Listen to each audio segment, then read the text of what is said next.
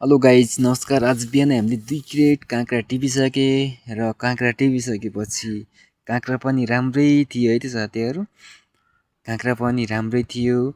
काँक्रा टिपिसकेपछि हामी बारीतिर गयो। बारीतिर गइसकेपछि साथीहरू अङ्कलले चाहिँ काँक्रा ल्याउनु भनेको थियो पसलवालाले है। त्यहाँ बोरामा थियो। त्यसपछि हामीले बोरा मैले काँधमा हालिसकेपछि म पसलतिर लागिहालेँ है त साथीहरू। कुर्लीलाई पनि ठोकिहालेँ। पसलतिर लागिसकेपछि थोरै थियो।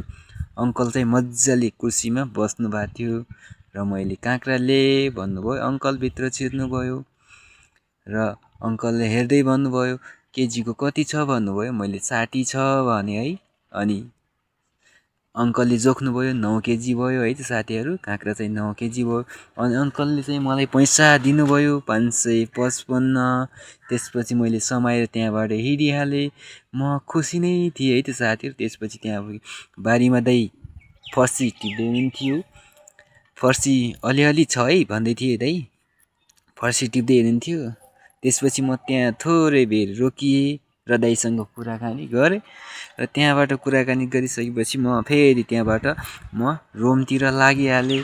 रुमतिर लागिसकेपछि त्यहाँ दिदी चाहिँ मजाले किताब पढ्दै हुनुहुन्थ्यो। मैले त्यहाँ उनीहरूलाई 500 दिनुभयो। एकछिन त हेरेँ।